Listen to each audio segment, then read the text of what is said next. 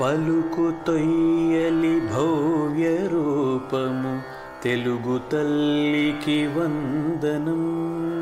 మార్గదేశీ సమ్మిళత్ బహు ప్రక్రియాభకు వందనం. సత్కవీశ్వర కల్పనారస దివ్య జలధికి వందనం. భావనా ప్రియ హృత్సరస్సు విహారి హంసికి వందనం. భావనా ప్రియ హృత్సరస్సు విహారి హంసికి వందనం. భావనా ప్రియ హృత్సరస్సు విహారి హంసికి వందనం. సంప్రదాయ సాహిత్యంలో స్త్రీ అనే అంశం పైన మన బృంద కార్యవర్గ సభ్యురాలు, మనందరికీ ఆత్మీయురాలు, మంచి కవయిత్రి, చక్కటి సమీక్షకురాలు అయిన శ్రీమతి నయనాల వాణిశ్రీ గారు 60 నిమిషాల సేపు ప్రసంగిస్తారు. వాణిశ్రీ గారు ఆంగ్ల సాహిత్యంలో ఎంఏ చేసి meridian international school, hill side Hyderabad అనే విద్యాలయాల్లో టీచర్గా పనిచేశారు. అది కాకుండా వారి నాన్నగారు స్థాపించిన వివేకానంద సేవా సంఘం తరఫున ప్రతి వేసవిలోనూ కూడా వీరు ఉచితంగా స్పోకెన్ ఇంగ్లీష్ మరియు బేసిక్ గ్రామర్ తరగత శిక్షణా శిబిరాల్ని నిర్వహిస్తూ చక్కటి సేవా కార్యక్రమాన్ని చేస్తూ ఉంటారు. అయితే మాతృభాష మీద ఎడతెగని మక్కువ, ఎనలేని ప్రేమ, అభిమానం, అభిరుచి ఉన్న వీరు తెలుగులో కూడా తెలుగు సాహిత్యంలో కూడా ఎంఏ చేసి తమ సాహితీ వ్యాసంగాన్ని ప్రవృత్తిగా మలుచుకున్నారు. ఈ సాహితీ వ్యాసంగంలో వీరికి తొలి గురువు శ్రీ పూసపాటి కృష్ణకుమార్ గారు కాగా, పద్యాలు మొదలు వివిధ సాహిత్య ప్రక్రియల్లో తనకి మెలకువలు నేర్పుతూ వేలు పట్టుకు నడిపిస్తున్న శ్రీమాన్ నల్లాన్ చక్రవర్తుల శ్రీరామ చక్రవర్తి గారు తన గురువు గారని ఈమె సమనీయంగా ప్రకటించుకుంటూ ఉన్నారు. ఈమె రచనలు పత్రికల్లోని, అంతర్జాల పత్రికల్లోని చాలా వరకు ప్రచురించబడి పారితోషికాలు, బహుమతులు చాలా అందుకుని పండిత ప్రకర్షుల అభిమానాలని, ఆశీర్వచనాలని సూరగొన్నాయి. సూర్యోదయాన్ని వర్ణిస్తూ 108 పద్యాలని హృద్యంగా రాసి ఆ పద్యాలన్నింటినీ కూడా శుభోదయ వాణి అనే పుస్తక రూపంలో తెచ్చి ఆ పుస్తకం మన భావనాప్రియ 5 ఏళ్ల సాహిత్య సంబరాల పండగలో ఆవిష్కరించబడి పండిత ప్రకర్షుల, కవి మిత్రుల అందరి మన్ననలు, ఆదరాభిమానాల్ని చూరగొంది ఆ పుస్తకం.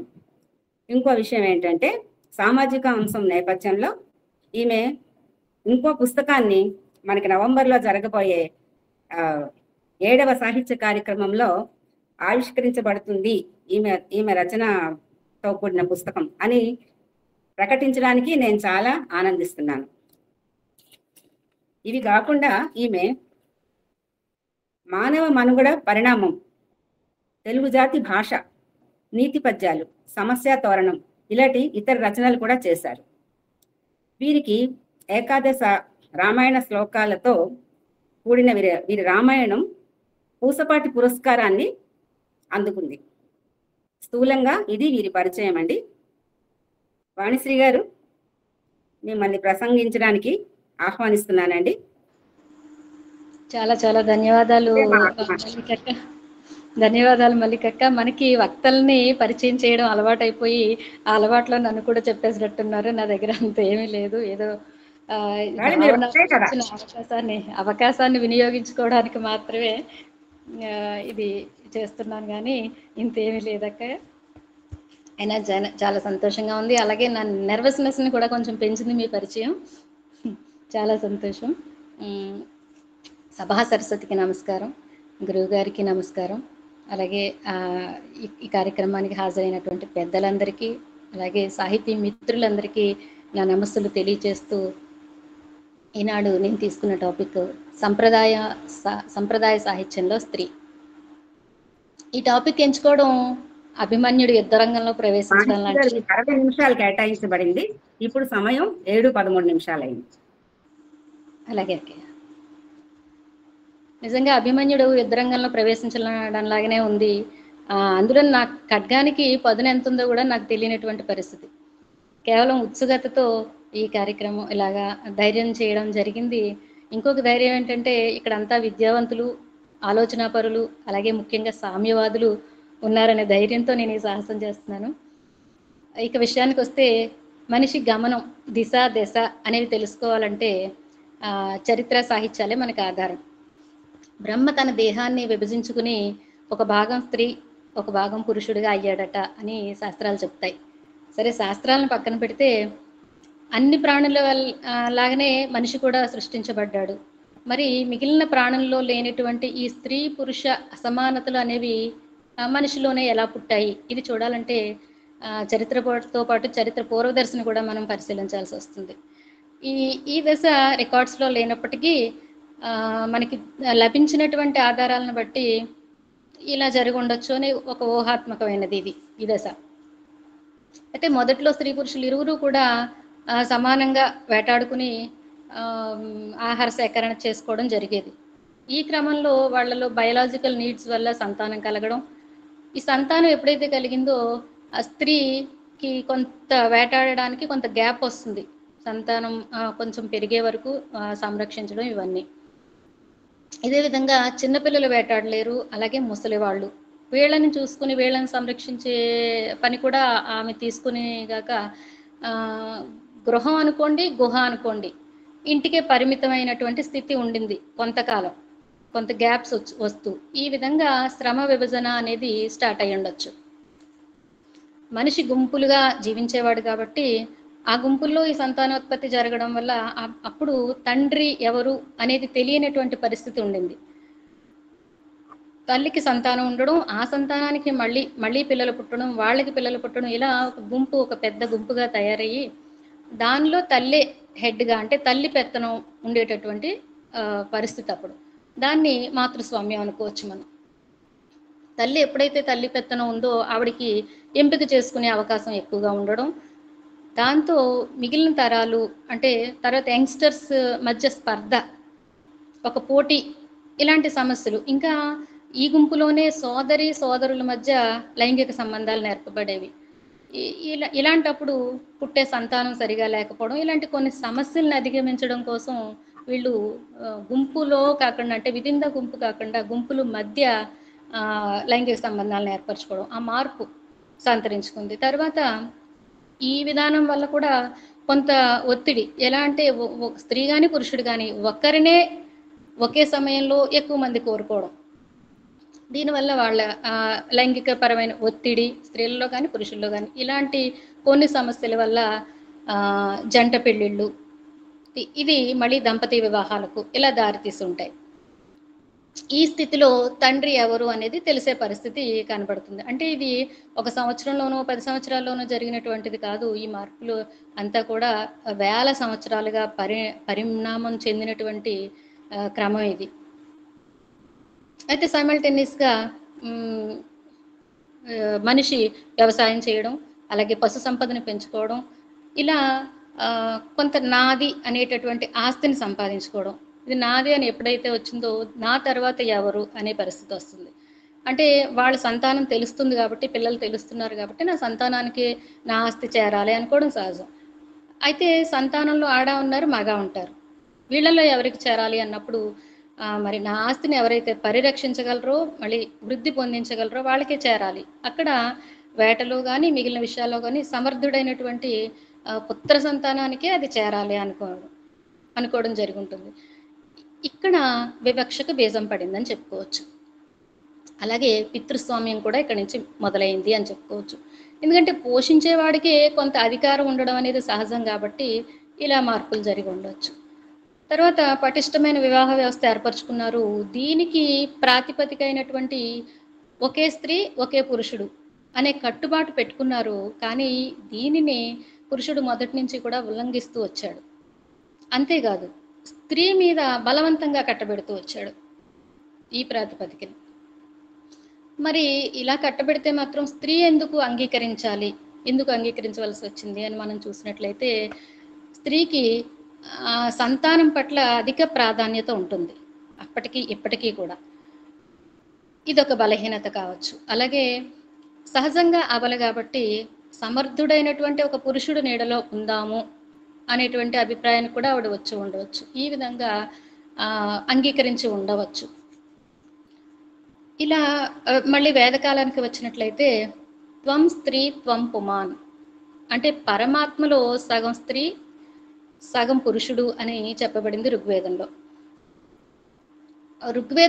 ఋగ్వేద కాలంలో కూడా బహుభార్యాత్వం ఉన్నప్పటికీ కూడా ఈ కాలంలో అంటే మొత్తం చరిత్రలో చూసుకుంటే ఈ ఋగ్వేద కాలంలో స్త్రీకి కొంత ఉన్నతమైన స్థానం, గౌరవమైన స్థానం దక్కింది అని చెప్పుకోవచ్చు. అప్పుడు స్త్రీ విద్య కూడా ఉంది. విద్వత్ సభల్లో స్త్రీలు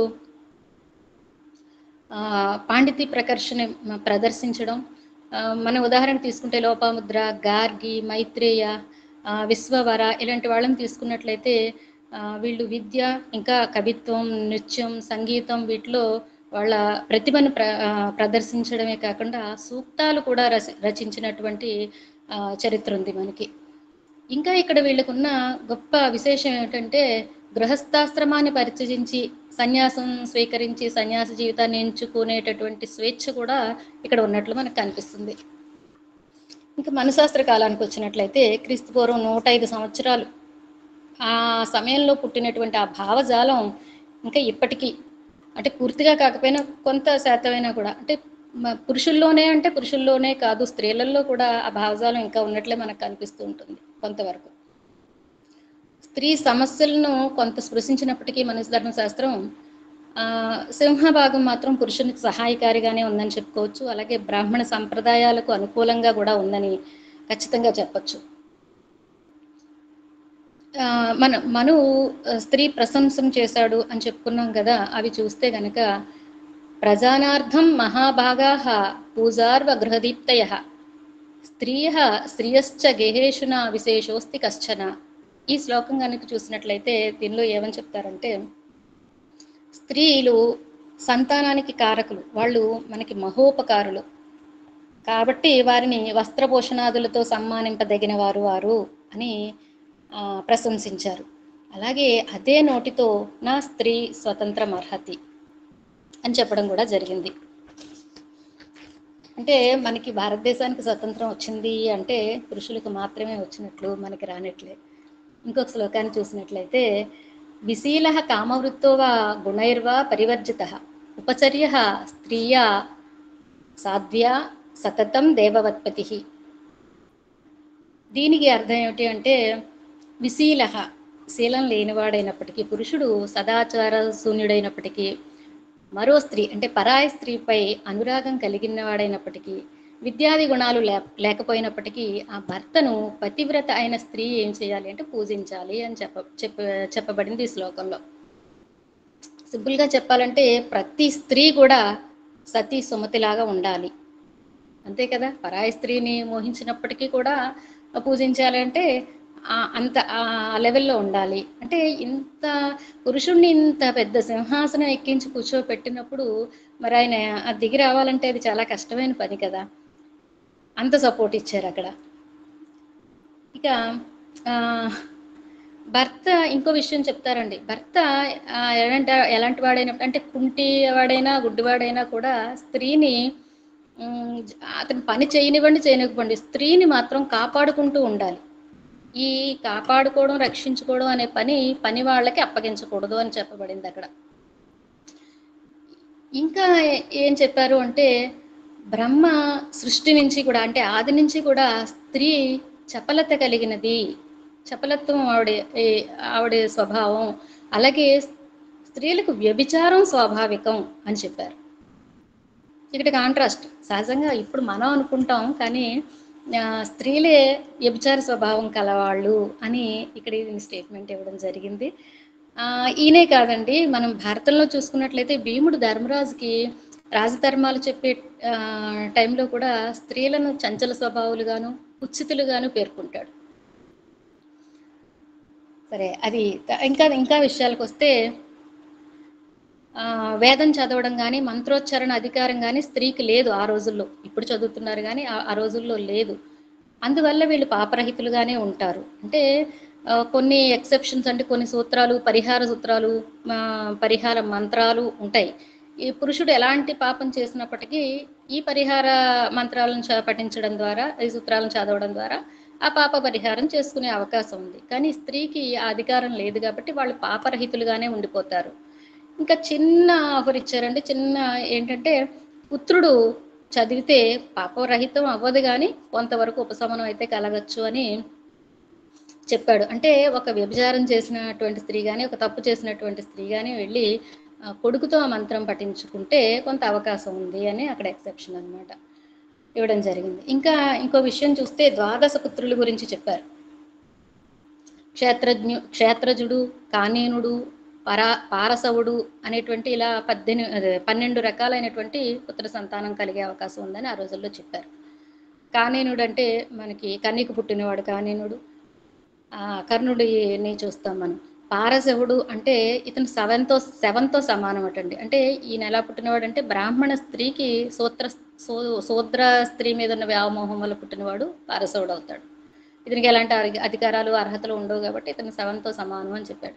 కానీ దీనికి కాంట్రాస్ట్గా మనం భారతంలో చూసుకున్నట్లయితే గరుత్మంతుడు తల్లి వినత దాసి విముక్తి కోసం అమృతాన్ని తేవడం కోసం వెళ్తాడు. స్వర్గానికి వెళ్ళినప్పుడు వెళ్లే ముందు ఆకలి తీర్చమని చెప్తాడు. తల్లి ఏం చెప్తుందంటే, సముద్ర గర్భంలో చాలా మంది బోయేవాళ్ళు ఉంటారు, వాళ్ళందరినీ తిన్నట్లయితే నీ ఆకలి తీరుతుంది, నువ్వు చక్కగా ఈ కారుణ్యముఖుడివై వెళ్ళవచ్చు అని చెప్పినప్పుడు, అలాగే సముద్ర గర్భంలో ఉన్నటువంటి బోయే వాళ్ళందరినీ తినేస్తూ ఉంటాడు. తల్లి చెప్తుంది, నువ్వు అందరినీ తినగాని బ్రాహ్మణుల్ని వదిలిపెట్టేసే, బ్రాహ్మణుల్ని తినకు అని చెప్తుంది. అప్పుడు గరుత్మంతుడు అడుగుతాడు, బ్రాహ్మణుడిని నేను ఎలా గుర్తుపట్టగలను అని అడిగినప్పుడు ఆవిడ చెప్తుంది, నీకు మింగేటప్పుడు కంఠంలో అగ్ని పుడుతుంది, నువ్వు మింగలేకపోతావు అని చెప్తుంది. సరే, అతను అలా మింగేటప్పుడు అదే జరుగుతుంది. అప్పుడు అడుగుతాడు అనమాట, లోపల ఎవరైనా బ్రాహ్మణులు ఉంటే బయటకు వచ్చేసేయండి అని చెప్తాడు. చెప్పినప్పుడు ఆ బ్రాహ్మణుడు ఏమంటాడంటే, నేను బ్రాహ్మణుణ్ణే, కానీ నా భార్య బోయే స్త్రీ, ఆవిడ్ని వదిలిపెట్టేసి నేను ఎలా బయటకు రాగలను అని అడుగుతాడు. అప్పుడు ఈ గరుత్మంతుడు చెప్తాడు, విప్రుల పొందియున్న అపవిత్రులు పూజ్యులుగారే, అపవిత్రులు పూజ్యులుగారా అని అంటాడు. అంటే ఆవిడ పోయిదే అపవిత్రురాలే అయినప్పటికీ నిన్ను చేసుకుంది కాబట్టి ఆవిడ కూడా పవిత్రురాలే, కాబట్టి ఇద్దరూ బయటికి రండి అని చెప్పడం జరుగుతుంది. అలాగే ఇంకొక పరిస్థితుల్లో మనకి పరశురాముని చూసినట్లయితే క్షత్రియులందరినీ వధిస్తాడు ఈయన. అప్పుడు ఆ రాజుల భార్యలందరూ కూడా బ్రాహ్మణ శ్రేష్ఠుల అనుగ్రహంతోనే సంతానాన్ని పొంది మళ్ళీ రాజవంశాలని వర్ధిల్లు చేస్తారు వీళ్ళు. అంటే ఇది ధర్మ విధి అనే అక్కడ చెప్పబడింది. ఇలా క్షత్రియ స్త్రీలు బ్రాహ్మణులను పొందడం అనేది ధర్మ విధిగానే అక్కడ చెప్పబడింది. ఇప్పుడు ఈ కాలంలో మనం చూసినట్లయితే ఎలా ఉంటారండి, సంతానం పెళ్లి చేసుకుని సక్రమంగా పుట్టినట్లయితే క్రమ సంతానం, లేదంటే అక్రమ సంతానం, ఈ 2 రకాలుగానే సంతానం ఉంది మనకి ఇప్పుడు. అంటే ఈ 18 రకాలైన సంతానం ఉండి ఆ పరిస్థితి నుంచి ఈ పరిస్థితికి రావాలంటే మరి ఎన్ని నిబంధనలు ఎన్ని చేస్తే ఈ పరిస్థితికి వచ్చింది అనేది కూడా మనం ఆలోచించాలి. అప్పట్లో సంతానానికి అంత ప్రాధాన్యం ఉండేది కాదేమో, అంటే సంతానానికే ప్రాధాన్యం తప్ప అది కలిగిన విధానానికి పెద్దగా ప్రాధాన్యం లేనట్టు కనిపిస్తుంది. అంటే సంతానం సంకరం కాకుండా ఉండడం కోసమే బలవంతంగానైనా పాతివ్రత్యం అనేది చేయబడింది, విధింపబడింది తప్ప సంతానం పట్ల ఇప్పుడున్నంత పట్టింపు అప్పుడు లేనట్టే కనిపిస్తుంది.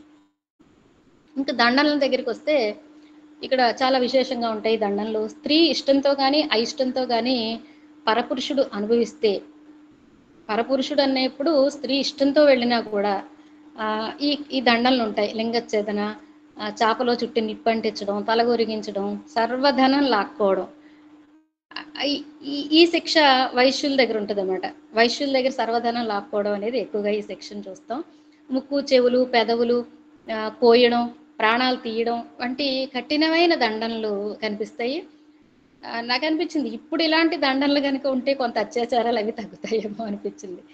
ఏవైనప్పటికీ ఈ దండనలో వర్ణ భేదం ఎక్కువగా కనిపిస్తుంది, చాలా వ్యత్యాసం చూపించారు. అంటే ఒకే తప్పుని మన బ్రాహ్మణుడు చేస్తే ఎలాంటి శిక్ష, అదే శూద్రుడు చేస్తే ఎలాంటి శిక్ష, అలాగే ఒక బ్రాహ్మణ స్త్రీపై జరిగితే ఎలాంటి శిక్ష, శూద్ర స్త్రీపై జరిగితే ఎలాంటి శిక్ష అనేది ఎక్కువ భేదాన్ని ఎక్కువ చూపించడం జరిగింది.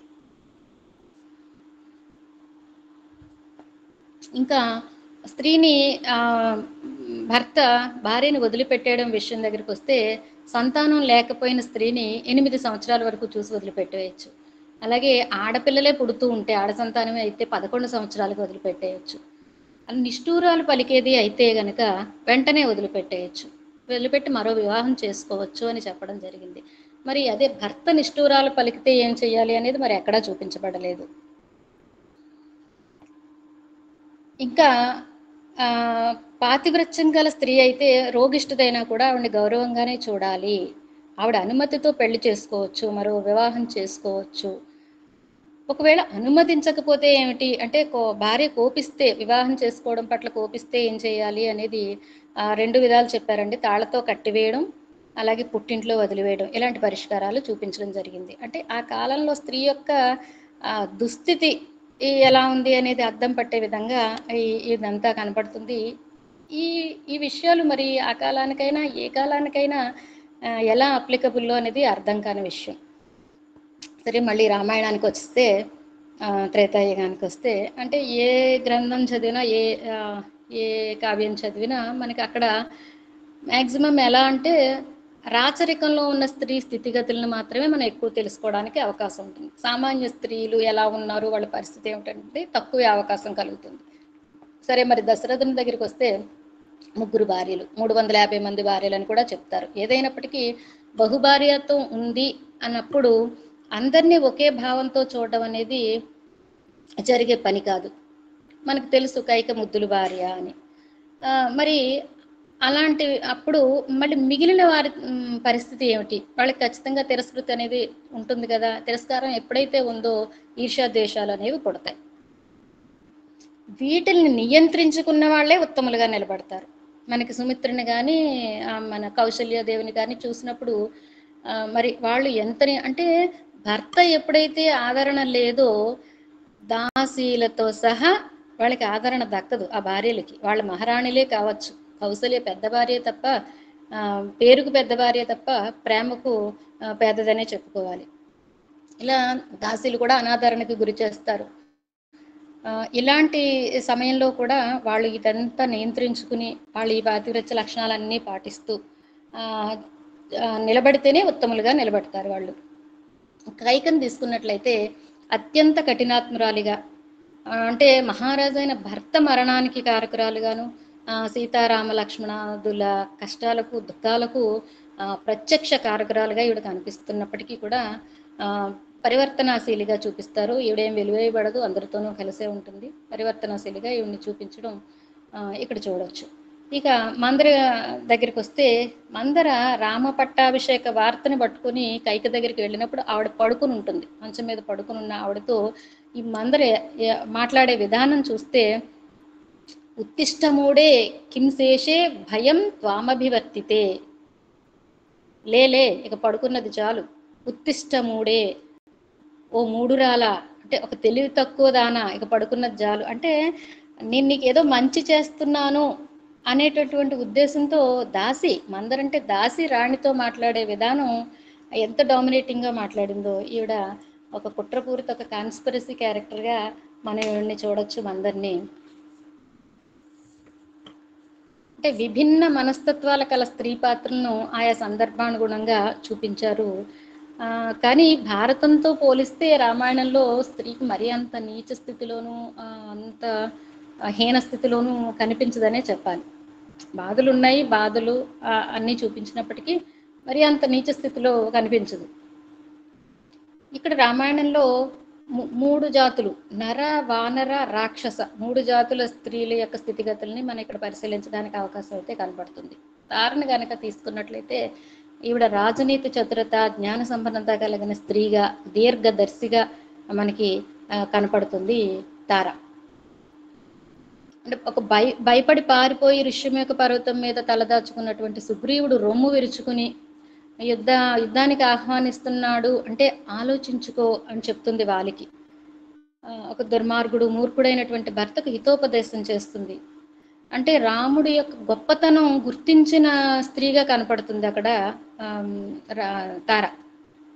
ఆవిడ చెప్తుంది, రామ పరబలామర్ది యుగాంతాగ్ని రివోస్థిత అంటుంది. అంటే రాముడు ఎలా కనబడుతున్నాడంటే శత్రు బలాన్ని దగ్ధం చేయడానికి ఒక యుగాంతాగ్నిలా ఉదయించాడు అని చెప్పినప్పుడు రాముడిలో దైవత్వాన్ని ఇవిడ గమనించిందా అన్నట్టు కనిపిస్తుంది.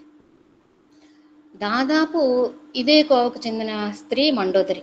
రావణాసురుణ్ణి హెచ్చరించి రాముడు గొప్పతనం చెప్పి, అలాగే ఈవిడ్ని ఇంకో విధంగా కూడా చూడొచ్చు. మన సీత పాతివ్రత్యాన్ని చాలా గొప్పగా పొగుడుతుంది మండోదరి. అసలు రావణాసురుడు వధించబడడం రాముడి వల్ల కాదు, సీత యొక్క పాతివ్రత్యం వల్లే ఈ నాశనం అన్నట్టుగా మాట్లాడడం కూడా మనం మండోదరి దగ్గర చూడొచ్చు. ఇక రామాయణంలో ఇంపార్టెంట్ పాత్ర ఎవరంటే సీత. సీత ఈ శోకాన్ని దుఃఖాన్ని మరొకసారి మనం తలుచుకోవడం కూడా అనవసరం, అందరికీ తెలిసిందే కాబట్టి కొన్ని విషయాలను స్పృశిద్దాం. సీత పాత్ర ఎంత సున్నితమో ఎంత సౌందర్యవంతమో అంత్యంలో అంతే దృఢమైనదిగా చూపిస్తారు వాల్మీకి మహర్షి. లక్ష్మణ నింద చేస్తుంది ఈవిడ. భర్తకి ఏదో అయిపోయింది అనే ఆందోళనలో అనాలోచితంగా మాట్లాడినట్టు కనిపించినప్పటికీ ఆవిడ లక్ష్మణుణ్ణి సంబోధిస్తుంది. అనార్య తరుణారంభ నృశంస కులపాంసన అని సంబోధిస్తుంది. అంటే అనార్య అంటే ఆర్యులకు ఉండవలసిన దయలేనివాడా, నృశంస అంటే పాపి, కులపాంసన కులాన్ని అపవిత్రం చేసిన వాడే. అంటే ఎంత కఠినంగా సంబోధిస్తుందో చూడండి. ఒక అన్న వదినల కోసం రాజ్యాన్ని భార్యని ఇదంతా వదిలేసి వచ్చిన ఒక ప్రేమమయుడు ఒక ఉత్తమోత్తముడైన లక్ష్మణుణ్ణి నిందించినట్లుగా మనకు కనిపించినప్పటికీ దీని వెనక ఒక పురుష స్వభావ విశ్లేషణ కలిగి ఉందా ఈవిడ అన్నట్టుగా మనకి అనిపిస్తుంది. అంటే కుటుంబంలో సైతం సంబంధ బాంధవ్యాలు ఎలా వక్రబుద్ధి మార్గం పడుతున్నాయో ఈవిడ సునిశ్చిత పరిశీలన కలదానిగా కనిపిస్తుంది. ఇప్పుడు పరిస్థితే చూసుకోండి, ప్రతి వారిని అనుమానించవలసినటువంటి పరిస్థితి, ప్రతి వారిని ఇంట్లో వాళ్ళని ఇదిలో వాళ్ళని కూడా అనుమానించవలసిన పరిస్థితి. అనుమానించలేదా ఎప్పుడప్పుడు బుక్ అవుతారు అనేటటువంటి పరిస్థితి ఉంది. ఈ పరిస్థితి అప్పుడు ఉందా, లేదంటే పురుష స్వభావాన్ని ఆవిడ బాగా చదివిందా అని మనం అనుకోవాల్సి వస్తుంది ఇక్కడ. ఇంకా గొప్ప ఘట్టం ఏంటంటే అగ్ని పరీక్ష. సరదాగా అనుకుందాం, పురుషులకే ఈ అగ్ని పరీక్ష పడితే ఎంతమంది మిగులుతారు. అంటే నేను పురుషుల్ని అంటున్నానని అనుకోకండి, నాకు పురుషుల మీద ఏమి ద్వేషం లేదు, ఉన్నది ఉన్నట్లు చెప్పడమే. అంతేకాదు పురుషులు నిజంగా స్త్రీవాదులు అందరూ కూడా మెయిన్ పురుషులే. ఈ విషయం కూడా నాకు తెలుసు. స్త్రీని పడేసింది అని చెప్పుకుంటున్నాం కానీ మళ్ళీ లేవదీసింది కూడా పురుషులే, ఇది ఖచ్చితంగా చెప్పచ్చు. అది ఆధునిక సాహిత్యంలో మనం తీసుకుందాం దాన్ని. ఇక్కడ ఉన్నది ఉన్నట్టు చెప్దాం అంతే. ఇక లంక నుంచి వచ్చినప్పుడు అగ్ని ప్రవేశం చేయవలసిన మొదటి ఘట్టం ఈవిడికి. అప్పుడు తను కూడా శైలవతిని అని నిరూపించదలుచుకున్నట్లుగానే ఆవిడ ప్రవర్తన కనిపిస్తుంది. కానీ రెండవసారి వాల్మీకితో వచ్చినప్పుడు చెప్తాడు, వాల్మీకి రాముడితో చెప్తాడు, వేలాది సంవత్సరాలు నేను చేసినటువంటి తపశ్శక్తితో చెప్తున్నాను, సీత కనుక దుష్టాచరణ కలది అయితే నా దీర్ఘకాల తప్ప ఫలం నాకు లభించకుండుగాక అంటాడు. అంటే నా దగ్గరే ఉంది, నాకు తెలుసు కాబట్టి నేను సీత గురించి చెప్తున్నాను అని రాముడికి నచ్చజెప్ప చూస్తాడు. కానీ రాముడు ఏమంటాడంటే, నాకు తెలుసు సీత పవిత్రురాలు అని నాకు తెలుసు, కానీ అందరి సమక్షంలో సీత పవిత్రురాలుగా సువ్యక్తం అయితేనే నేను ఆనందిస్తాను, లేదంటే నేను ఆదరిస్తాను. అంటే ఈ వీక్నెస్ పాపం ఫస్ట్ నుంచి ఉంది కదా రాముడికి, మనకి తెలిసిందే. కానీ ఇలాంటి పరిస్థితుల్లో సీతమ్మ తీసుకునే డెసిషన్ అలా ఉంటుంది. అంటే సీతమ్మ ఆత్మగౌరవంతో పాటు వివేకం కూడా ఇక్కడ మనం చూడొచ్చు. ఆవిడ వివేకమైన నిర్ణయం తీసుకున్న దానికే ఇక్కడ మనకు కనపడుతుంది. అంటే సరే ఈసారి కూడా అగ్ని ప్రవేశం చేస్తుంది, సరే తర్వాత ఏం జరగకుండా ఉంటుందా? ఇంకా చాలా వయసు ఉంది కదా ఈవిడికి. అవునా, ఇది వ్యంగ్యం అనుకోకపోతే 65 ఏళ్ళు కాదు 70 ఏళ్ళు వచ్చినా కూడా చెరపట్టబడే అర్హత కలిగినది స్త్రీ. కాబట్టి ఎప్పుడైనా ఏమో జరగదు, ఎన్నిసార్లు అగ్నిలో దూకుతుంది. కాబట్టి ఈవిడ తీసుకున్న నిర్ణయం సబబే అనిపిస్తుంది ప్రేక్షకుడికి. అంటే ఆవిడ రామాయణం అంతా చదివినప్పుడు దుఃఖాన్ని కానీ శోకాన్ని కానీ చూసిన ప్రేక్షకుడికి ఏమనిపిస్తుంది, చివరిన ఆవిడ తీసుకున్న నిర్ణయం సబబుగానే సమర్థనీయంగానే కనబడుతుంది. ఈవిడ చివరిని ఏం చేస్తుందంటే, మనస వాచ కర్మణ నేను రాముణ్ణే పూజించి ఉన్నచో పృథ్వీ మాత నాకు దారి చూపుగాక అంటుంది. అంటే ఇక్కడ కూడా ఈవిడ ఆ, ఉమ్, శీలాన్ని ఈవిడ నిరూపించదలుచుకున్నట్లుగా నాకు అనిపిస్తుంది. కానీ అతనితో కలిసి ఉండకుండా వెళ్ళిపోయే ప్రయత్నం చేసింది ఆవిడ. ఇంకా మనం భారతంలోకి వచ్చేద్దాం. వేదవ్యాసుడు కానీ, లేదంటే భారతాన్ని అనువదించినటువంటి కవిత్రయం కానీ మహాభారత రచనను ధర్మ సంస్థాపనార్థం వినియోగించుకున్నారు, కానీ స్త్రీ జనార్దనుడేమి వారి ధ్యేయం కాదు కదా. ఇక్కడ క్యారెక్టర్ని తీసుకున్నట్లయితే గంగ కానీ సత్యవతి కానీ, గంగని తీసుకుంటే సంతనుణ్ణి చేసుకుని ఒక షరతుతో చేసుకుంటుంది. నేనేం చేసినా మాట్లాడకూడదు, నువ్వైతే ఎప్పుడైతే ప్రశ్నించావో ఆ క్షణమే నేను వెళ్ళిపోతాను అని ఒక కండిషన్తో ఆయన్ని పెళ్లి చేసుకోవడం జరుగుతుంది. అన్నది అన్నట్టుగానే 100 మంది పుత్రులను గంగపాలు చేస్తుంది. అయినా పాపం ఆవిడ మీద ప్రేమతోనో మరో విధంగానో ఆయన మాట్లాడు. కానీ దేవవ్రతుడు పుట్టినప్పుడు అడుగుతాడు, ఏంటి ఇంతమందిని గంగపాలు చేస్తావు అని అడుగుతాడు. వెంటనే బిడ్డని అతని చేతిలో పెట్టి అన్న మాట ప్రకారం ఆవిడ వెళ్ళిపోతుంది. తర్వాత ఆయన భీష్మ ప్రతిజ్ఞ చేసి భీష్ముడయ్యాడు. అంటే ఇక్కడ గంగ స్వతంత్రాలుగా మనకు కనిపిస్తుంది. మరి సత్యవతి దగ్గరకు వస్తే, సత్యవతి జన్మ ఒకటి పెద్ద కథ, అది మనం చెప్పుకోలేం. కానీ ఆవిడేమి మత్స్యకన్య కాదు. యాక్చువల్గా ఆవిడ జన్మ రహస్యం వేరేగా ఉంది. అయితే ఈవిడ దాసరాజు పెంచుకుంటాడు కాబట్టి పడవ నడుపుతూ ఉంటుంది. మత్స్యకన్యగానే ఆవిడ ఉంటుంది. పడవ నడుపుతున్నప్పుడు పరాశర మహర్షి ఆ పడవ ఎక్కడం, ఆవిడని చూసి మోహించడం జరుగుతుంది. ఆయన మోహించినప్పుడు ఆవిడ చెప్తాడు. చెప్పినప్పుడు ఆవిడ ఒప్పుకోదంటే చెప్తుంది. అంటే తండ్రి అనుమతి కానీ ఇవేమీ అక్కర్లేదు. ఆయన ఎలా చెప్తాడు అంటే, ఆ పద్యం చపలాక్షి చూపుల చాటున కెడమోడ్చని ఒక శేష పద్యం ఉంటుంది. అది మరి నేను ఇక్కడ చదవలేను కూడా ఇప్పుడు. అలా ఫ్లడ్ చేస్తాడు సత్యవతిని ఆయన. దానిలో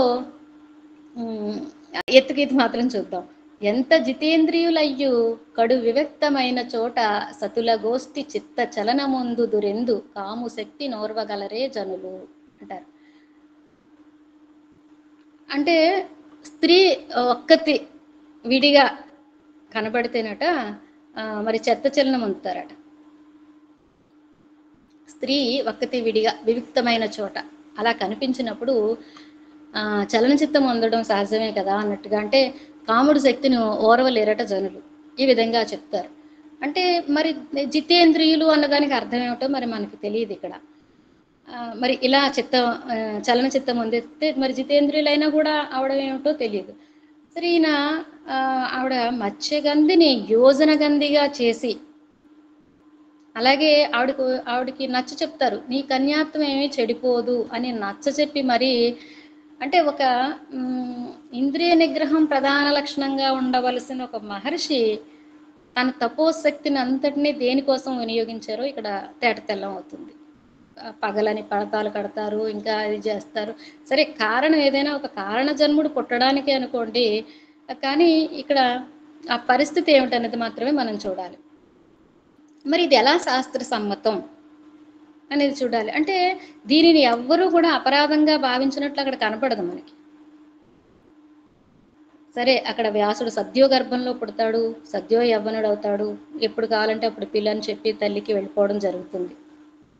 మళ్ళీ కుంతి దగ్గరికి వద్దాం.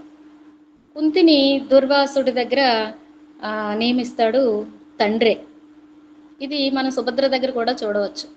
మాయాయతి రూపంలో ఉన్నటువంటి అర్జునుడి దగ్గర నియమిస్తాడు కదా, సుభద్ర తండ్రే. అంటే ఇప్పుడు ఈ రోజుల్లో మనం చూసుకున్నట్లయితే కన్యని మనం ఎంత జాగ్రత్తగా చూస్తాం, చాలా పేరెంటల్ కేర్ చూపిస్తాం ఆ వయస్సుకి. మరి వీళ్ళు తండ్రులే స్వయంగా ఈ ఋషుల దగ్గర నియమించడం అనేది ఎంతవరకు కరెక్ట్? అంటే పోనీ ఋషులే కదా అనుకుందాం, అంటే పైనే చెప్పుకున్నాము ఒక మహర్షి ఏం చేశాడు అన్నది. మరి ఇది ఎలా కరెక్ట్ అంటే తండ్రి చేసినటువంటి ఒక పొరపాటు, లేకపోతే ఆ రోజుల్లో అది సహజం ఏదైనప్పటికీ దాని ఫలితం, దాని పరిణామం అనుభవించింది భారతాంతం వరకు కూడా ఆ రహస్యాన్ని అగ్నిపర్వతంలా దాచుకున్నటువంటి విక్టిమ్ ఎవరు ఇక్కడ అంటే కుంతి. మరి అలాగే కుంతికి సూర్యుడు ఇలా ఆవిడ మంత్రం తెలియకో పరీక్షించదలుచో మంత్రం చదివినప్పుడు సూర్యుడు ప్రత్యక్షం అవుతాడు. ఆయనకి భయపడిపోయి చెప్తుంది వద్దని, కానీ సూర్యుడు అప్పుడు చెప్తాడు. అంటే ఆ సమాగమానికి ఆవిడ ఇచ్చగించదు. అప్పుడు సూర్యుడు ఒప్పుకోడు, కుదరదు, నువ్వు ఇలా అనడం కుదరదు, నువ్వు ఒప్పుకోకపోతే కుదరదు అని. ఇలా అయితే కానీ నువ్వు ఒప్పుకోకపోతే నిన్ను, నీ తల్లిదండ్రుల్ని, అలాగే దుర్వాసుని, నీకు ఎవరైతే వరం ఇచ్చారో దుర్వాసుని కూడా నేను దగ్ధం చేసేస్తాను, దహించి వేస్తాను అని చెప్తాడు సూర్యుడు. సూర్యుడు చెప్పినప్పుడు ఈవిడ అంటుంది, ఇదేంటిది, ఇదే న్యాయం, నా తండ్రి ధర్మబద్ధంగా ఇస్తే కదా నువ్వు నన్ను పొందాలి, ఇదే న్యాయం, ఇదే ధర్మం అని ఆయన ప్రశ్నిస్తుంది. నీకు అన్నీ తెలుసు కదా, నీకు అన్ని ధర్మాలు తెలిసిన వాడు నువ్వు ఇలా మాట్లాడితే ఎలాగా అన్నప్పుడు చెప్తాడనమాట. సూర్యుడు ఏమని చెప్తాడంటే, నిన్ను ఇవ్వడానికి బంధువులు కర్తలు కారు, నీకు నీవే కర్తవు. కన్య అంటే అదే అర్థం అని చెప్తారు ఆయన. కన్య అంటే ఏంటంటే స్వేచ్ఛ అన్నట్టు అర్థం. కాబట్టి నీకు నువ్వు అంటే తండ్రి అనుమతి అవసరం లేదు అన్నట్టుగానే కదా చెప్పారు. ఇక్కడ కన్యకా స్వేచ్ఛ ఉంది, నీకు నువ్వే కర్తవు అని చెప్పడం జరిగింది. పైగా నేను అధర్మం ఎందుకు ఆచరిస్తాను అని అడుగుతాడు సూర్యుడు. సరే, ఇది పక్కన పెడితే ఇది దీనికి కాంట్రాస్ట్గా అదే భారతంలో కుశనాభుడు అనేవాడు ఉన్నాడు. కుశనాభుడికి 100 మంది కుమార్తెలు ఉన్నారు.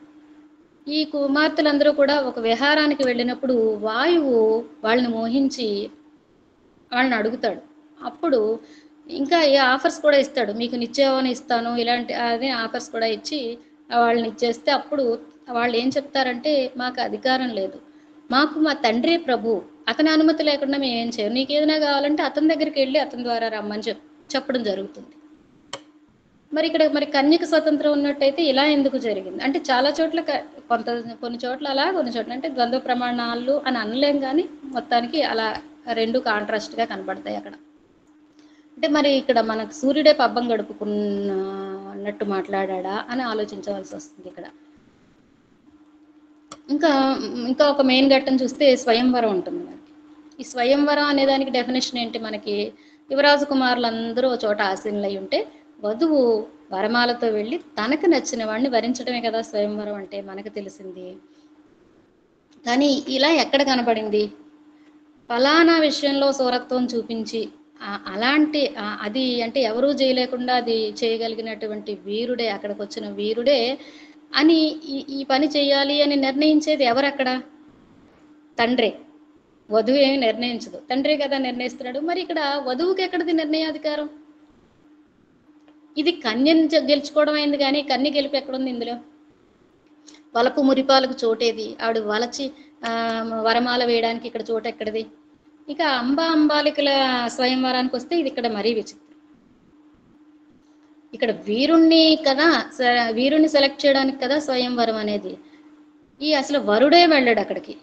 మన ముసలాయన మన భీష్మాచార్యులు వెళ్ళి ఆ పని కానిచ్చి ఆ వీరత్వం ఏదో సూరత్వం ఏదో అక్కడ చూపించి ఈ వరుడికి బదులుగా అతను చేసి ఈ అంబాలికలను తీసుకురావడం, ఇక మళ్ళీ వాళ్ళని పంపించడం, ఇదంతా గందరగోళం జరుగుతుంది. ఆయన చేసిన పనికి పెద్ద గందరగోళమే అవుతుంది అక్కడ. సరే, ఇక దమయంతి స్వయంవరానికి చూసినట్లయితే ఇక్కడ కొంతవరకు బాగానే ఉంటుంది. దమయంతి ఎన్ని అడ్డంకులు వచ్చినప్పటికీ కూడా తనే అతన్ని నలుడు, చాలామంది నలుడు వస్తారు అక్కడ. ఈ పంచభూతాలు కూడా, ఈ వాయువు వీళ్ళంతా కూడా మన నలుడు వేషంలో వచ్చినప్పుడు తనకి తనే ఆయన్ని ఐడెంటిఫై చేసి ఆయన మెళ్ళ వేయడం ఇక్కడ వరకు బాగానే ఉంటుంది. కానీ ఈ దమయంతి పట్ల నలుడు అంటే ఒక స్త్రీ అనేది పురుషుని ఆస్తి అన్నట్లు భావించినట్లుగా కనబడుతుంది. తనకు భారం అనుకున్నప్పుడు నట్టడవిలో వదిలివేయడం, మరి నాతి చరామి అని చెప్పినప్పుడు మరి ఇలా చేయడం అంటే వీళ్ళు సామాన్యులు కాదు. ఈ కవుల చేత వీళ్ళ చేత అంటే ఒక క్యారెక్టరైజేషన్, ఒక వీరుడు సూర్యుడు మామూలుగా ఉండదు కదా. వీళ్ళ క్యారెక్టరైజేషన్ ఎలా ఉంటుంది, చాలా ఉత్తమోత్తములు అయినటువంటి వాళ్ళు ఈ పని చేయడం, భార్య నదులు పారిపోవడం, ఇలాంటివి చేయడం. ఇక్కడ ఎవరు అడిగినట్టు కూడా కనపడరు. అక్కడ ఆ సమాజం కానీ తండ్రులు కానీ ఎక్కడ అడిగినట్టు, మనకి వీళ్ళని శిక్షించినట్టు మనకి ఎక్కడా కనపడదు. ఇక హరిశ్చంద్రుడి దగ్గరికి వస్తే ఏకంగా అమ్మేస్తాడు భార్య.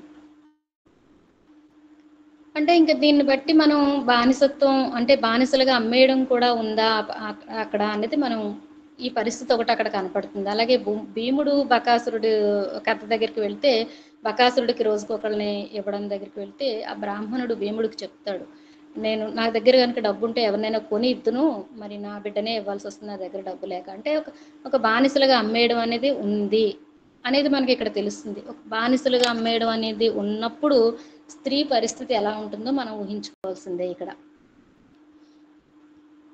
అంటే మనం కూడా ఏంటంటే ఇప్పటికీ కూడా ఆలిని అమ్మడం అనేది పెద్ద అపరాధంగా చూసినట్టు ఏమి కనపడదు నాకు. అంటే అసత్యం ఆడడమే పెద్ద నేరం ఆలిని అమ్మడం కంటే. ఇది అంగీకరించినందుకే కదా మనందరికీ కూడా హరిశ్చంద్రుడు చాలా గొప్పవాడుగా నిలబడిపోయాడు. అంటే మరి ఇది చిన్న తప్పే, ఆలిని అమ్మేయడం అనేది చిన్న తప్పనే చెప్పుకోవాలి మనం. ఇక శకుంతల దగ్గరికి వచ్చేటప్పటికి ఆ ఆకాశవాణి గనక చివర పలకకపోతే శకుంతల పరిస్థితి ఏమిటి అనేది చూడాలి.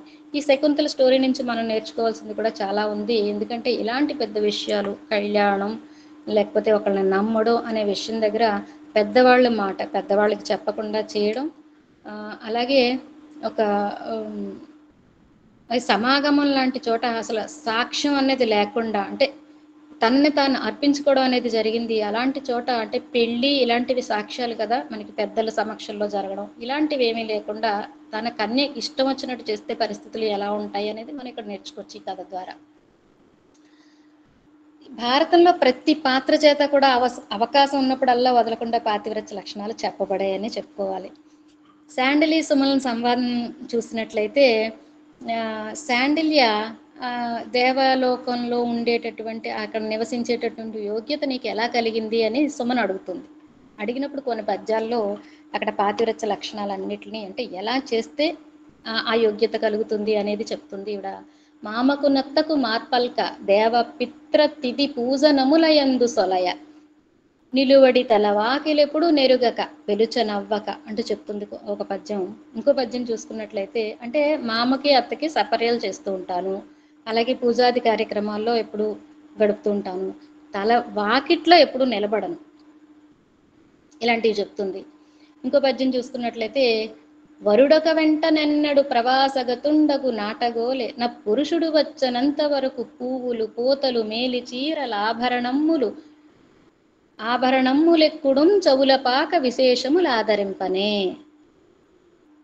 భర్త వేరే ప్రదేశానికి వెళ్ళి ఏదైనా ఉద్యోగరీత్యా ఎక్కడికైనా వెళ్ళి ఉన్నట్లయితే అతను వచ్చే వరకు కూడా ఏ పనులు చేయకూడదు, అంటే పువ్వులు పెట్టుకోకూడదు, మేనిపోతులు పూసుకోకూడదు, అలాగే మేలి చీరలు ఆభరణాలు ధరించకూడదు, ఇంకా రుచికరమైన ఆహారం కూడా తినకూడదు. ఇలా తినకుండా ఆవిడ ఉన్నందువల్ల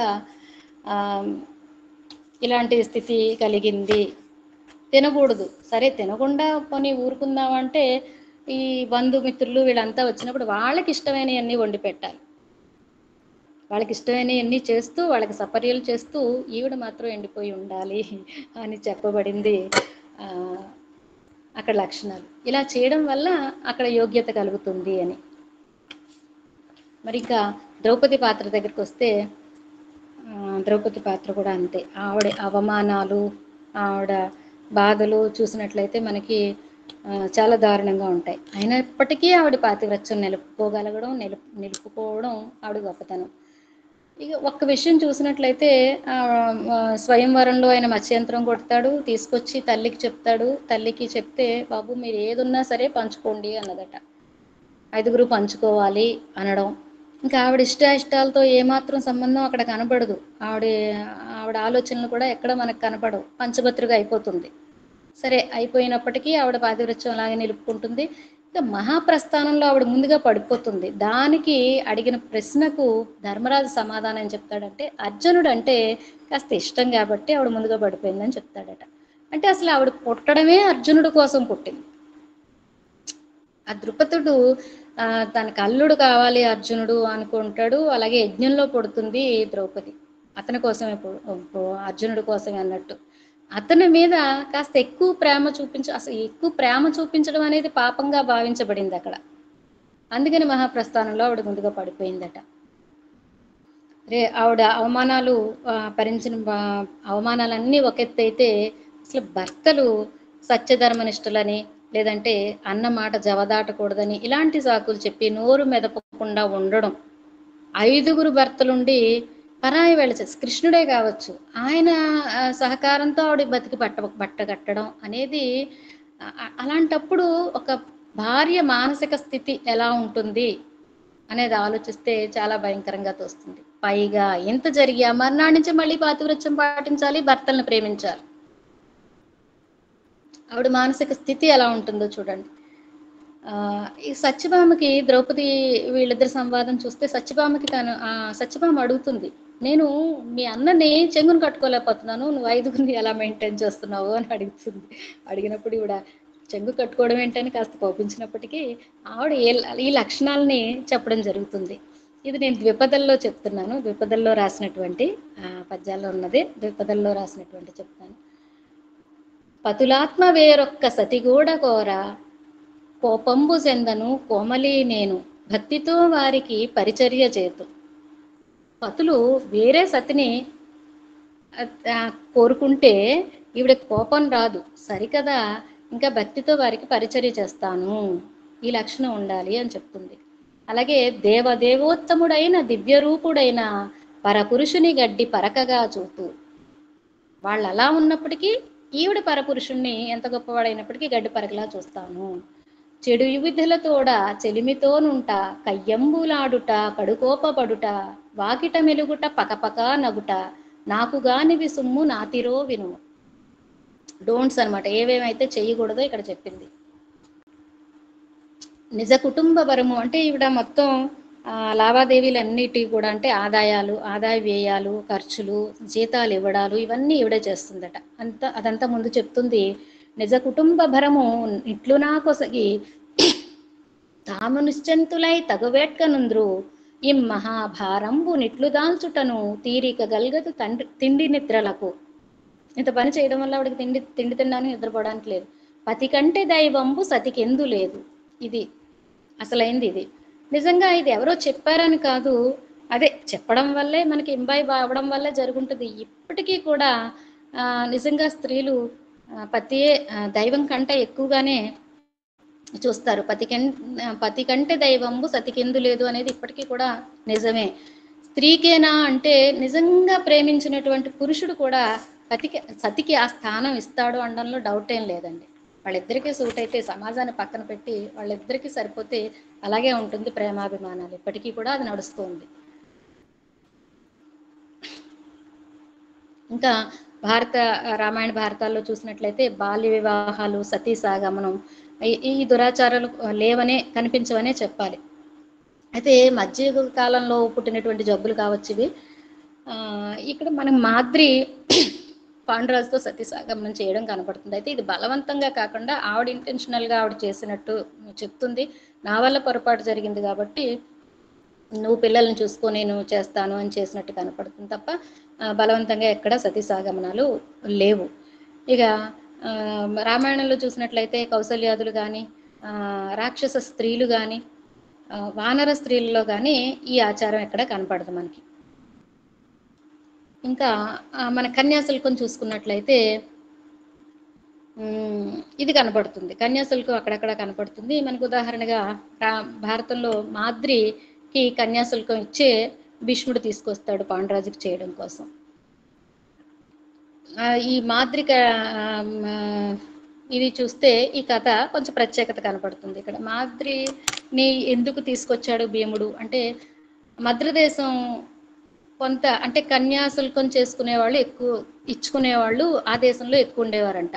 అంటే ఒక మద్రదేశం అనేది స్థాయి తక్కువ దేశం, అంటే కన్యాశుల్కం తీసుకుంటారు కాబట్టి ఒక స్థాయి తక్కువ దేశంగా పరిగణించబడింది ఆ రోజుల్లో. అయినప్పటికీ అక్కడి నుంచి భీష్ముడు మాద్రిని తీసుకొచ్చాడు ఎందుకు అని చూస్తే, కన్యాశుల్కం ఇచ్చి తీసుకొచ్చాడు ఎందుకు అని చూస్తే కనుక, కుంతికి సంతానం లేదు.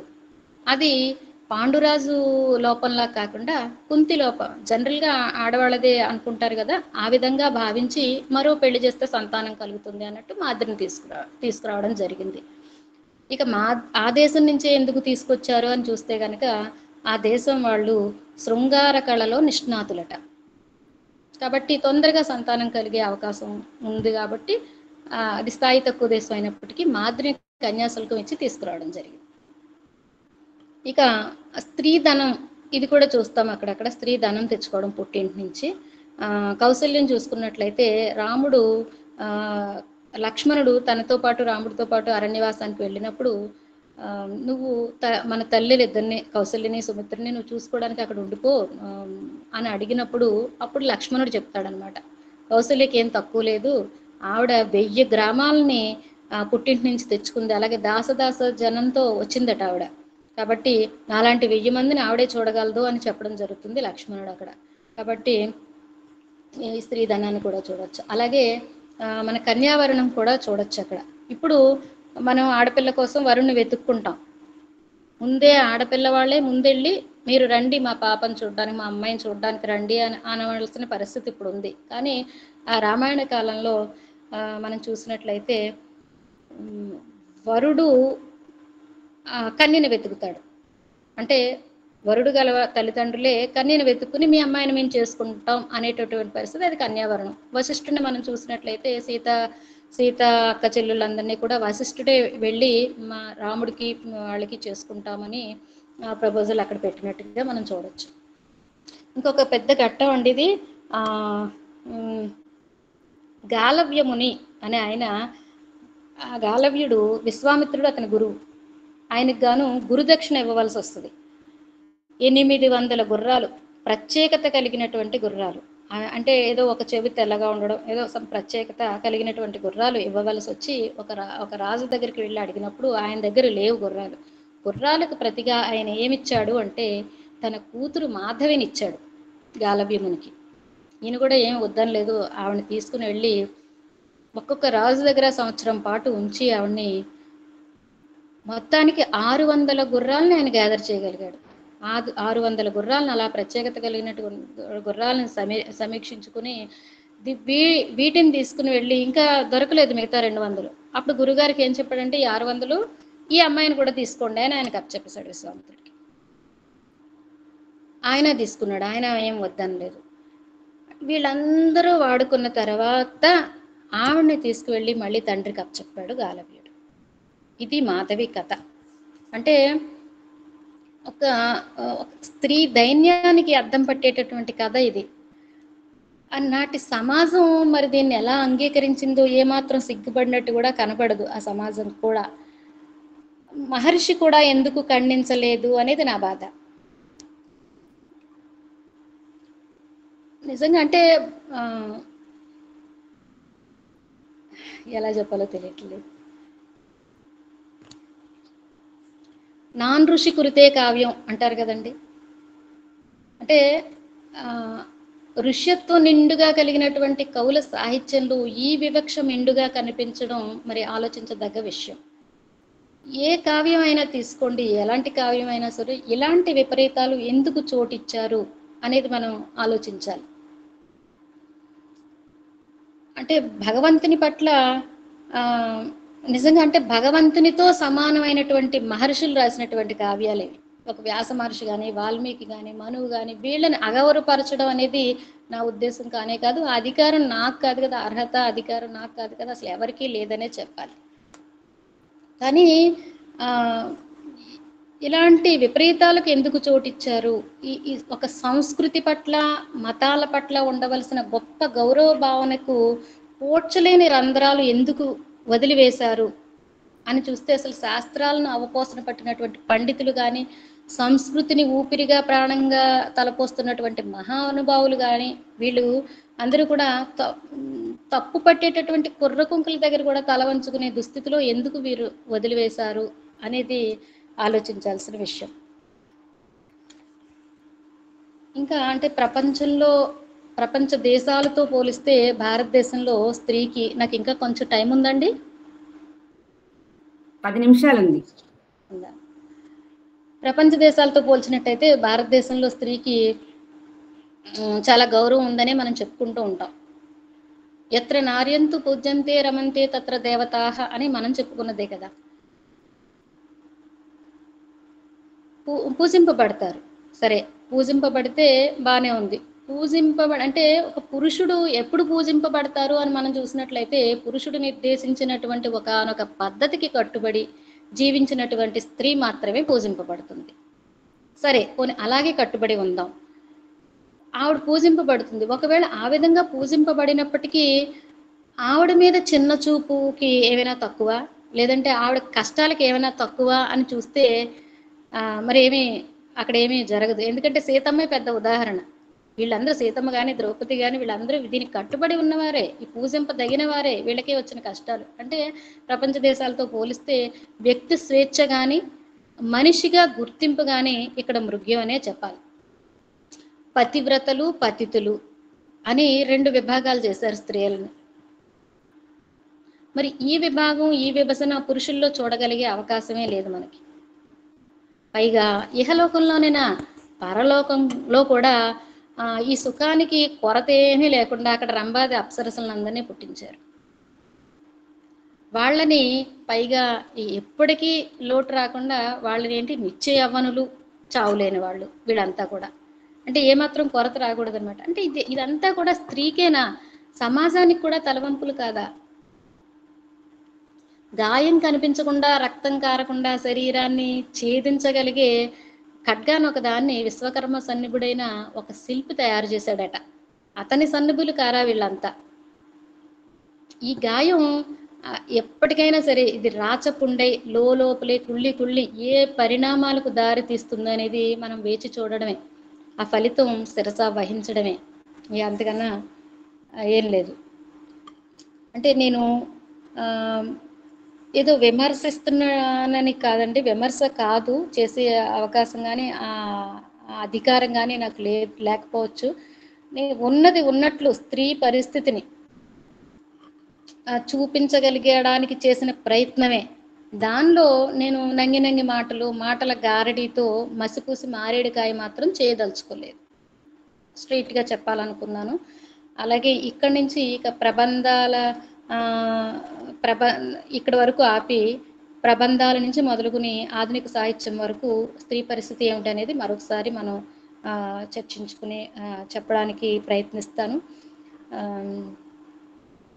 అడగగానే మంచి టాపిక్ నువ్వు చేయగలవు అని ప్రోత్సహించినటువంటి గురువు గారికి, అలాగే నా సందేహాలన్నీ తీర్చి సహకరించిన సౌరవ్ మాస్టర్ గారికి, అలాగే శ్లోకాలకి కొన్ని అర్థాలు తెలియచేసినటువంటి చిటితోటి గారికి ధన్యవాదాలు చెప్తూ, మరి నాకు ఇందులో నేను అతిక్రమించినవి, ఇంకా టచ్ చేయనివి అలాంటివి ఏమైనా ఉంటే నాకు సూచనలు తెలియచేసి విన్నటువంటి పెద్దలందరూ కూడా నేనేమైనా తప్పులు చేస్తే మన్నించి నాకు సూచనలు తెలియచేస్తారని ఆశిస్తూ ధన్యవాదాలు తెలియజేస్తున్నాను. అందరికీ ధన్యవాదాలు. అలాగే నేను ఇంకా ఓపిక్గా ఇంతసేపు కూర్చొని విన్నవాళ్ళు మీ అందరికీ కూడా, స్నేహితులందరికీ కూడా నేను ధన్యవాదాలు చెప్పాలి. అలాగే నిర్వాహకులకు కూడా ధన్యవాదాలు తెలియజేస్తూ స్వస్తి. ధన్యవాదాలు వాణిశ్రీ గారు. ఇవాళ మీ ప్రసంగాన్ని నేను చాలా ఆలోచిస్తూ విన్నాను. నిజమే, బ్రహ్మదేవుడి స్త్రీ 2 పార్శ్వాల నుంచి పుట్టిన స్త్రీ పురుషులు వేదయుగంలో స్త్రీ పొందిన ఆ స్వతంత్రం తగ్గిపోయి ఆటవిక స్థితి నుంచి, మాతృస్వామ్యం నుంచి వివాహ వ్యవస్థ, అలాగే పితృస్వామ్యం అలా వస్తూ చివరికి మీరు చెప్పిన మాటే, గాయం కనిపించకుండా రక్తం కారకుండా ప్రయోగించే వివక్ష అనే ఖడ్గంతో స్త్రీని నరాల్లోనే ఆ పతివ్రత్యం, అమ్మో నేను పతితన అయిపోతానేమో అనే భయాన్ని వేదకాలం నుంచి కూడా ఆవిడలో ఇంపోజ్ చేసి పురాణాలలో స్త్రీ పాత్రల యొక్క భేదాల్ని, అంటే స్త్రీకి పురుషుడికి ఉన్న ఒకే నియమం పట్ల స్త్రీ పురుషులకి విధించిన వ్యత్యాస నియమాల గురించి, ఈ స్త్రీ పాత్రల తాలూకా హృదయావిష్కరణ అసలు మనం చేయలేం. ఇలాంటి ఒక చాలా డేరింగ్ టాపిక్ అని నేను చెప్పాలి. ఎందుకంటే ఇది నోరెత్తడానికి కూడా ప్రస్తుతం ఎవరం ఎందుకంటే మన సాహిత్యాన్ని మనమే విమర్శించుకుంటామా అనే ఒక అభిప్రాయం వస్తుంది. వీటికి నిజంగానే మనకి దొరకవు పరిష్కారాలు నాకు తెలిసినంత వరకు. ఇంత ఒక గొప్ప టాపిక్ ని తీసుకొని ఒక ఇంతటి మహత్తరమైన టాపిక్ ని ఎక్కడ ఒక అశ్లీలత గాని ఒక కాంట్రవర్సీ గాని లేకుండా చక్కగా మంచి ప్రసంగాన్ని ఇచ్చినందుకు మీకు చాలా చాలా ధన్యవాదాలు వాణిశ్రీ.